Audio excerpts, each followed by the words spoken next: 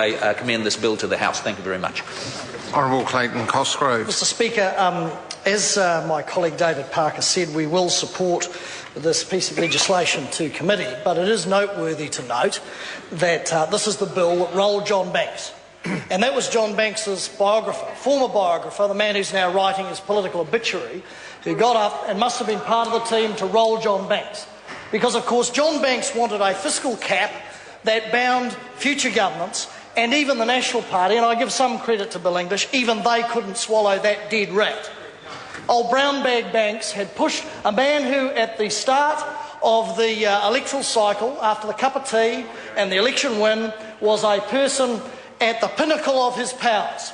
The pinnacle of his powers to demand to be Minister of Small Business, to demand that there be a fiscal cap in a piece of legislation like this. And then came a gutser, of course, that's why we do call him brown bag. We know why, brown bag Banks. Came a complete gutser to the point where Trans-Tasman, I think it was Trans-Tasman, said the following, quote, "Banks has overseen the complete destruction of ACT's political brand, taking over from where Don Brash left off. Scandals and police investigations over donations have left his political career in tatters. Things are so bad, even if National did not run against him in Epsom again, he would still lose." So what we know is a cabbage could be painted blue and stand in Epsom, a cabbage off a cabbage boat, and that would take the Epsom seat. So what I will say, and I will commend the National Party for, is for once in their political lives, they slithered out of the caucus room and made a decision. And they said, no, this is unconstitutional, this is fiscally unpalatable, this is morally wrong, and they rolled brown bag. They rolled it. They rolled it. They slithered out of the caucus room, and for once in their measly political lives, this government actually made a call, and a decisive one.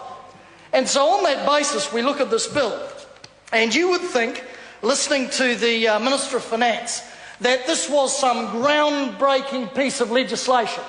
In fact, colleagues, we have been here before, in the law and order portfolio, in the health portfolio, announcement after announcement, the housing portfolio, announcement of groundbreaking legislative moves and reforms, which when you read the legislation actually comes to nothing.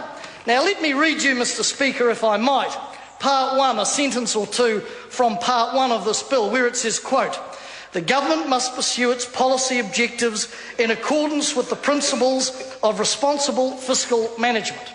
Right? Nobody would disagree with that. Dr Smith says absolutely. I agree with him. I agree with him, absolutely. Nobody would disagree with that. Then it says the amendment, just settle down, take a powder, your turn will come. The amendment extends an existing principle of responsible fiscal management and adds, here's the good bit, adds 3 new principles. Now wait for it. This is probably not a bad thing. This is probably a groundbreaking reform from this tinkering government. But then you read it, as my colleague David Parker did, and the new principles are the following. 1, formulating fiscal strategy with regard to its interaction with monetary policy. Who would disagree with that? Not us, not the communities, not people, maybe John Banks because he wanted something different. But then you try and match that principle with the practical groundwork and practical actions of this tinkering government. And of course they don't believe that there is a problem with our exchange rate. They don't believe that there is a problem or any need for change or reform of monetary policy. They don't believe, as we do, that we should change the structure of the Reserve Bank Act and the makeup of the board, and not only focus on inflation, but also focus on the exchange rate, as this party does. The National Party believes, as the Minister of Finance said before the Finance and Expenditure Committee, that all's well. The IMF's wrong, the Treasury's wrong, everybody's wrong, the Reserve Bank is wrong, when all three say we're headed for the rocks on the current account deficit, but the Finance Minister is right. So we've got this wonderful principle which may well be chiselled on tablets of stone, but actually, if it's passed, the government doesn't believe it because they haven't acted on it. And they don't believe in the principle. This is a sap to buy off brown bag banks. Then we look at the second principle, which is formulating. Oh, and SOE sales, of course. If SOE sales. This is the government and the PREFU, of course, which banked the sale, the revenue from the sale of assets which a year later haven't been sold. It's going to be another 6 months or 12 months, or hopefully by the time we get to an election they're gone and they won't be able to do it. They banked the revenue from sales which haven't happened, but didn't bank the loss in dividends. And that's how honest they are about the fiscal measures and how fiscally responsible they are. But then we look at principle 2, formulating fiscal strategy with regards to its likely impact on present and future generations. Well, who again would argue with that? Not a bad principle. But then you look at what they've done in respect of tinkering with KiwiSaver and undermining it. Then you look at their stance on compulsory super. Then you look at their stance, as my colleague David Parker said, on the age of eligibility for national superannuation. Again, they deny there is a problem. They deny that future generations will be impacted on. It's all rosy out there for New Zealanders, they say.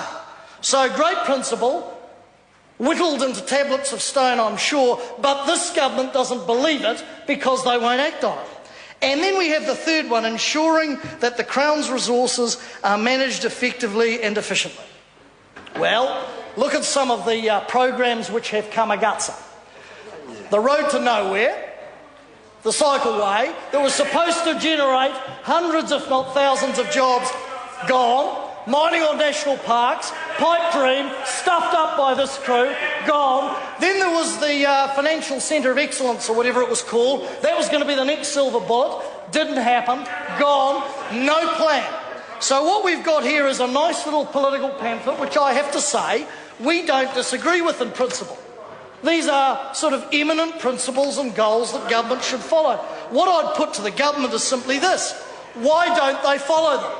If they believe in them, they've had an adequate opportunity in respect of monetary policy, superannuation, KiwiSaver, etc., etc., etc., and they've done nothing because they believe there is no problem in our economy, no problem with 175,000 people out of work, no problem with 90,000 young people not in education or training or work, no problem at all. Everything's rosy, and the people of New Zealand should be grateful for it. Well, I say, if they believe in these principles, it's their bill after all, the government has the numbers to pass it, then we await with interest to see if they will actually act on those principles. Act on them.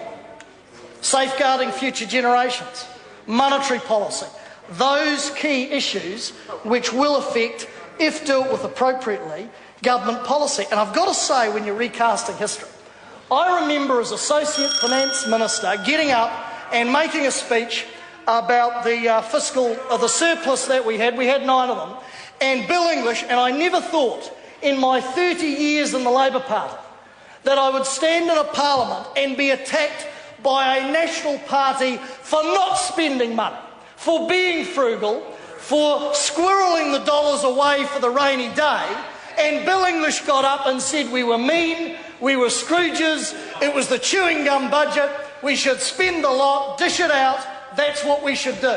I never thought in my wildest dreams that I would be attacked by a national government for not spending the dough, for creating surpluses as our government did. But that's what they did, and now they recast history. Well, I just say to them over there, let's compare 9 years of surpluses with their record. Record borrowings, the second worst current account deficit in the world, soon to be the first, the worst in the world, and Bill English's prescription before the Finance and Expenditure Select Committee, when we asked him why he thought he was right and the IMF, the Treasury and the Reserve Bank were wrong in terms of forecasting how bad it would be, his answer, his strategy was, quote, I don't think the rest of the world will allow our current account deficit to get really bad. It's sort of like saying, well, eventually the bank manager will cut off the oxygen and stop lending us money. That's what basically the strategy was from the financial guru, the Minister of Finance. The world won't let us sort of, keep injecting the serum. They'll stop it. They'll cut the cable on us. That is a wonderful strategy, isn't it, to reassure the people of New Zealand. So we will, sir, support this bill. We will support it. But I say to the National Party, if you want to write a bill after you've rolled brown bag John Banks with some principle in it, you've got to actually practically demonstrate you're committed to the principles in the bill. Dr. Russell Norman. Thank you, Mr. Speaker. I rise to speak on behalf of the Green Party on the public finance fiscal